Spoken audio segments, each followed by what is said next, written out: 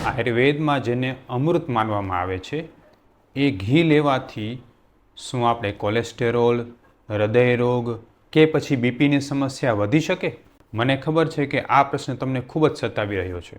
મારી પાસે આવતા મોટાભાગના બીપી, ડાયાબિટીસ, હૃદયરોગ અને કોલેસ્ટ્રોલના પેશન્ટ એક વાત તો ચોક્કસ પૂછે છે, સાહેબ હું ઘી લઈ શકું કે ન લઈ શકું, અને ઘી લેવાથી મને કોઈ નુકસાન થશે? મિત્રો, આજે દુનિયામાં બે મોટી ચર્ચાઓ થાય છે. એક વર્ગ એવું માને છે કે ઘી લેવાથી નુકસાન થાય છે, કોલેસ્ટ્રોલ વધી જાય છે, બીપી વધી જાય છે અને હાર્ટના પ્રોબ્લેમ વધી જાય છે. જ્યારે બીજો વર્ગ એવું માને છે કે ઘી સ્વાસ્થ્ય માટે ખૂબ જરૂરી છે, હાડકાં અને કેલ્શિયમના પોષણ માટે જરૂરી છે અને અનેક રીતે ફાયદારૂપ છે. તો સાચું શું છે? આજના વિડીયોમાં આપણે આ વાતને ઊંડાણપૂર્વક સમજશું, કારણ કે સવાલ છે આપણા હૃદયનો, એટલે કોઈ પણ રીતે ભૂલ ચલાવી ન શકાય. આ વિડીયોને છેલ્લે સુધી જરૂર જોજો, જેમાં હું તમને સમજાવીશ આયુર્વેદની રીતે ઘી કઈ રીતે લેવું જોઈએ, શું તકેદારી રાખવી જોઈએ અને સાથે સાથે હૃદય રોગમાં ઘી કઈ રીતે ઉપયોગી છે. પણ મિત્રો, વિડીયોને જે છે એ અંત સુધી જરૂર જોજો, જેનાથી કોઈ પણ માહિતી ભૂલાઈ ન જાય.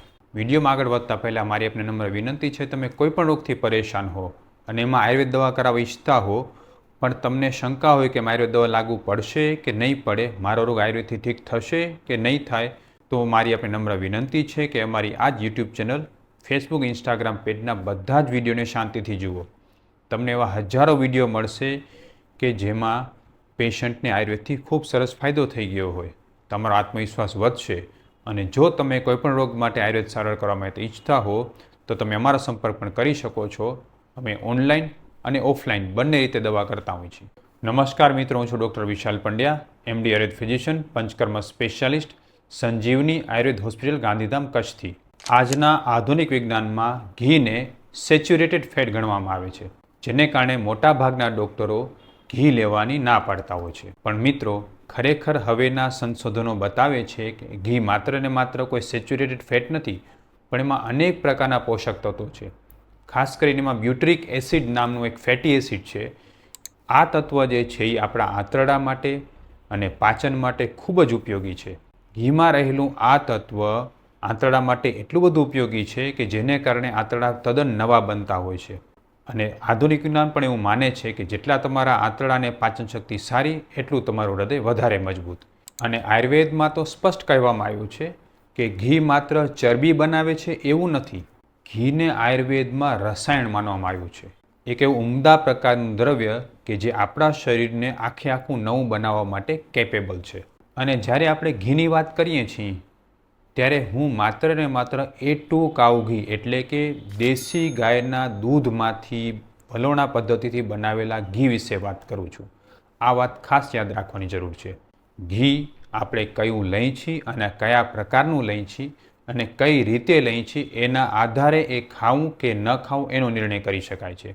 ગાયનું ઘી ઉત્તમ મેદ્ય છે અને હૃદય કહેલું છે. આયુર્વેદની ચરક સંહિતાના આ શ્લોકમાં સ્પષ્ટ કહેલું છે, ઘૃતમ મેદ્યમ રસાયનમ હૃદયમ ચક્ષુષ્યમ, એટલે કે ઘી હૃદય માટે અનેક રીતે ઉપયોગી માનેલું છે. ઘી શરીરના ખરાબ કોલેસ્ટ્રોલ એટલે કે LDLને નિયંત્રણમાં રાખે છે અને HDLને વધારે છે, જેને કારણે અનેક પ્રકારના શરીરના ફંક્શન્સ, કાર્યો ખૂબ સારી રીતે થઈ શકે છે. જ્યારે આપણે કોલેસ્ટ્રોલ વધી જશે એવી વાત માનતા હોઈએ તો ખાસ યાદ રાખો, કોલેસ્ટ્રોલ બે પ્રકારના છે, LDL અને HDL. LDL એટલે કે લો ડેન્સિટી લિપોપ્રોટીન, જેને આપણે બેડ કોલેસ્ટ્રોલ કહીએ છીએ, અને HDL એટલે હાઈ ડેન્સિટી લિપોપ્રોટીન, જેને આપણે ગુડ કોલેસ્ટ્રોલ કહીએ છીએ. ગાયના ઘીમાં રહેલું કોલેસ્ટેરોલ તમારા LDLની પાર્ટિકલ સાઇઝને ખૂબ સરસ રીતે સુધારે છે. સાદી ભાષામાં કહીએ તો ગાયના ઘીમાં જે પ્રકારનું કોલેસ્ટ્રોલ રહેલું છે તે એવું છે કે જે તમારી ધમનીમાં ક્યારેય જમા થતું નથી અને તમને નુકસાન પણ કરતું નથી. હા, પણ એ દેશી ગાયના ઘીમાંથી બનેલું હોવું જોઈએ, વલોણા મેથડથી બનેલું હોવું જોઈએ અને ખૂબ અગત્યની વાત કે એ તમારી પાચન શક્તિ અનુસાર એનું સેવન કરેલું હોવું જોઈએ. ઘણા બધા આધુનિક રિસર્ચ પર એવું પુરવાર કરે છે કે દેશી ગાયના ઘીનો ઉપયોગ જો નિયમિત રૂપથી કરવામાં આવે તો એ કોઈપણ રીતે તમારા કોલેસ્ટ્રોલ પ્રોફાઇલને ખરાબ કરતું નથી. હવે આપણે સીધા પ્રશ્ન ઉપર આવીએ છીએ, શું બીપી, ડાયાબિટીસ કોલેસ્ટ્રોલના પ્રોબ્લેમ હોય કે હૃદયરોગનો પ્રોબ્લેમ હોય તો ઘી ખાઈ શકાય? તો મારો સ્પષ્ટ જવાબ છે કે હા, જરૂર ખાઈ શકાય. દેશી ગાયના ઘીનો ઉપયોગ તમે જો કરશો તો તમને કોઈ જ પ્રોબ્લેમ નહીં આવે, પણ શરત એ છે કે એની માત્રા અને કઈ રીતે ખાવું એ ખાસ અગત્યનું છે. આધુનિક સંશોધનો મુજબ દેશી ગાયના ઘીમાં ખાસ એક પ્રકારનું તત્વ રહેલું છે. જે ગાય લીલું ઘાસ ખાય છે અને વ્યવસ્થિત રીતે જેનો ઉછેર કરવામાં આવેલો છે, એ દેશી ગાયના દૂધમાંથી જે ઘી બનાવવામાં આવે છે, જેને માખણમાંથી એટલે કે બિલોણા પદ્ધતિથી ઘી બનાવવામાં આવે છે, એમાં એક ખાસ પ્રકારનું વિટામિન રહેલું છે જેને વિટામિન K2 કહેવામાં આવે છે. આ વિટામિનનો ગુણધર્મ એ છે કે જે ધમનીમાં કોલેસ્ટ્રોલ LDLને જમા થવા નથી દેતું અને કેલ્શિયમને વ્યવસ્થિત રીતે ઉપયોગ કરતું હોવાને કારણે હાડકામાં કેલ્શિયમ જમા કરે છે અને ધમનીમાંથી કેલ્શિયમને જમા થવા દેતું નથી, જેને કારણે આપણી ધમનીઓ જે બરડ એટલે સખત થતી અટકે છે. મોટી ઉંમરમાં મોટે ભાગે ધમનીઓ સખત એટલે એથેરોસ્ક્લેરોસિસ થઈ જવાને કારણે જ જે છે એ બીપી વધી જતું હોય છે કે હૃદયરોગના પ્રોબ્લેમ થતા હોય છે. જ્યારે આ ગાયના ઘીમાં રહેલું વિટામિન K2 એવું તત્વ છે કે જે ધમનીને બરડ થતું અટકાવે છે, એને કડક થતું અટકાવે છે, એની સ્થિતિસ્થાપકતા યોગ્ય રાખે છે. હવે તમે જ સમજો, તમારા હૃદયમાંથી લોહી લઈ જતી ધમનીઓ જેટલી સ્વસ્થ હશે એટલું તમારું બીપી કંટ્રોલમાં રહેશે, તમારું આયુષ્ય ખૂબ સારું રહેશે અને એટલું જ જે છે તમારા હૃદયને નુકસાન ઓછું થશે. એટલે હૃદયરોગના દરેક દર્દીએ પોતાની પાચન શક્તિ અનુસાર ગાયનું ઘી ખાવું જોઈએ. હવે તમે પૂછશો, સાહેબ પાચન શક્તિનું શું માપ હોય? યાદ રાખો, પાચન શક્તિનું માપ એ જ છે કે જે સમયે તમે ઘીનો ઉપયોગ કર્યો, જેમ કે તમે સવારે કોઈપણ રીતે ગાયના ઘીનો ઉપયોગ કર્યો તો તમારે બપોરે ભૂખ લાગી જવી જોઈએ, પેટ ભારે ન થવું જોઈએ અને ગળામાં કફ જેવી ચિકાશ ના આવી જોઈએ. જો તમે બપોરે ઉપયોગ કર્યો તો સાંજે અને સાંજે ઉપયોગ કર્યો તો સવારે. દરેક સમયે જો સરસ રીતે ચોખ્ખી ભૂખ લાગી જતી હોય, પેટ સરસ રીતે સાફ થતું હોય, પેટ ભાર ન થતું હોય ને ગળામાં ચિકાશ કે ખટાશ ના આવતી હોય તો સમજો કે એ ગાયનું ઘી સરસ રીતે પચી ગયું છે અને એટલી માત્રામાં તમે એનો ઉપયોગ કરી શકો છો. હવે વાત કરી પ્રકૃતિ પ્રમાણે. જો તમે વાયુ પ્રકૃતિના છો અને તમને આ પ્રકારના રોગો છે તો તમારે ઘીનો ઉપયોગ ખૂબ સરસ પ્રમાણમાં કરવો જ જોઈએ, કારણ કે વાયુ પ્રકૃતિમાં મોટે ભાગે વૃક્ષતા એટલે કે ડ્રાયનેસ થઈ જવાને કારણે બધા જ પ્રકારના રોગો થતા હોય છે અને ઘી આ વૃક્ષતાને તોડવા માટે ખૂબ જ ઉપયોગી છે. હવે વાત કરી પિત્ત પ્રકૃતિ. જો તમે પિત્ત પ્રકૃતિના છો અને તમને હૃદયરોગ, બીપી, ડાયાબિટીસ કે કોલેસ્ટ્રોલ છે તો પણ તમારા માટે ઘી ઉપયોગી છે, કારણ કે ઘી જે છે એ પિત્તને શાંત કરવા માટે ઉપયોગી છે અને સાથે સાથે પિત્ત પ્રકૃતિવાળા લોકોની પાચન શક્તિ ખૂબ સારી હોવાને કારણે ઘી પચી પણ જાય છે. એટલે પિત્તને કારણે જે શરીરમાં નુકસાન થશે એને પહોંચી વળવા માટે એ લોકોએ ઘી યોગ્ય માત્રામાં લેવું જ જોઈએ. હવે વાત કરી કફ પ્રકૃતિવાળા લોકો માટે. જે લોકોની કફની પ્રકૃતિ છે એ લોકોને મોટે ભાગે વજન વધારે હોય છે, ગળામાં ચિકાશ જેવો કફ રહેતો હોય છે અને સાથે સાથે જે છે એને બ્લોકેજ થવાના ચાન્સીસ પણ ખૂબ વધારે હોય છે. આવા લોકોએ મોટે ભાગે ગાયના ઘીનો ઉપયોગ લિમિટેડ માત્રામાં કરવો જોઈએ અને એની સાથે આદુ, મરી, સૂંઠ, હિંગ આનો ઉપયોગ ખૂબ સારા પ્રમાણમાં કરવો જોઈએ. હવે જ્યારે તમે એવું સમજી જ ગયા છો કે ઘીનો ઉપયોગ ખૂબ જરૂરી છે તો એ પણ યાદ રાખો કે ઘી લેવાના અમુક નિયમો છે. આ 3 સોનેરી નિયમો તમે યાદ રાખશો તો તમે ઘીનો ઉપયોગ કેમ કરવો એ સમજી શકશો. સૌથી પહેલો નિયમ, ઘીને ક્યારે ઠંડી વસ્તુ સાથે કે ઠંડુ કરીને ન લેવું જોઈએ. મિત્રો, મોટે ભાગે આપણે ઘીનો ઉપયોગ કરીએ તો એનો ઉપયોગ ગરમ રાબમાં, શીરામાં, લાપસીમાં, દાળ શાકના વઘારમાં કે કોઈ પણ ગરમ વસ્તુ કે ગરમ દૂધ સાથે કરવો જોઈએ. પણ ઘીનો ઉપયોગ એકલો ક્યારે ન કરવો જોઈએ, કાચા ઘીનો ઉપયોગ ન કરવો જોઈએ, ઠંડા ઘીનો ઉપયોગ ન કરવો જોઈએ. ઘણા લોકો જે છે જામેલું ઘી અને એની સાથે કાંઈ પણ વસ્તુ ખાતા હોય છે, જામેલા ઘી સાથે ગોળ ખાતા હોય છે. આ રોંગ પ્રેક્ટિસ છે. જો તમે જામેલા ઘીનો ઉપયોગ કરશો અને તમારું પાચન સારું નહીં હોય તો અનેક પ્રકારનું નુકસાન થઈ શકે છે. એટલે તમે જ્યારે પણ ઘીનો ઉપયોગ કરો ત્યારે એને ગરમ વસ્તુ સાથે ગરમ કરીને પાકા ઘીનો ઉપયોગ કરો.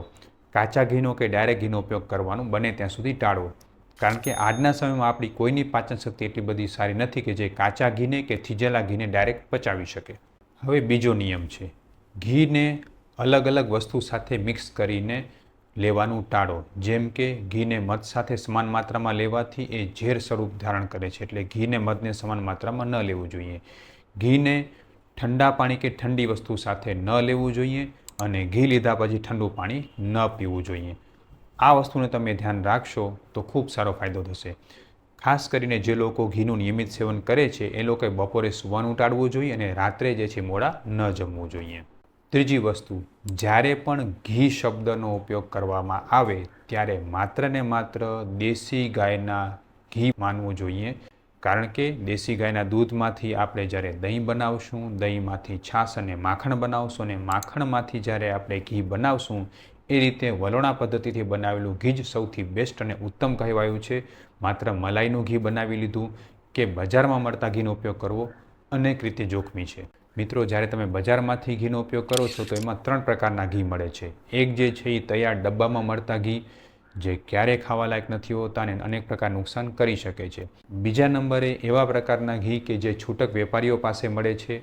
મોટે ભાગે એમાં કોઈને કોઈ રીતે ભેળસેળ કરેલી હોય છે, કાં તો ભેંસનું ઘી મિક્સ કરેલું હોય છે અથવા તો બીજા ઘીનો મિક્સ કરેલું હોય છે, અને ક્યારેક ક્યારેક એમાં હાર્મફુલ કેમિકલ્સ પણ મિક્સ કરેલા હોય છે, એટલે ભેળસેળયુક્ત ઘીનો ઉપયોગ પણ ન કરી શકાય. ત્રીજું અને સૌથી ઉત્તમ છે દેશી ગાયનું ઘી, જે તમારે ખાતરીલાયક સોર્સમાંથી મળેલું હોય, કોઈ ખેડૂત પાસેથી મળ્યું હોય, કોઈ ગોવાળ પાસે મળેલું હોય, અથવા તમે જાતે ઘરે બનાવતા હો. આ ઘીનો ઉપયોગ જ તમારે કરવો જોઈએ.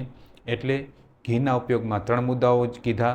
ઠંડુ ઘી ન લેવું જોઈએ, ઘી વખતે શું ધ્યાન રાખવું જોઈએ અને ઘી કેવું લેવું જોઈએ. આટલી વસ્તુનું તમે ધ્યાન રાખશો તો તમારા માટે આ ઘી અમૃત સમાન સાબિત થશે. એટલે યાદ રાખો, ઘી જો માત્રા પ્રમાણે અને ધ્યાન રાખીને ઉપયોગ કરવામાં આવે તો અમૃત સમાન કામ કરે છે, અને એને ઘી ગમે તે રીતે લ્યો, ગમે તેવું લ્યો અને ગમે એ ટાઈમે લ્યો તો ઝેર પણ સાબિત થઈ શકે છે.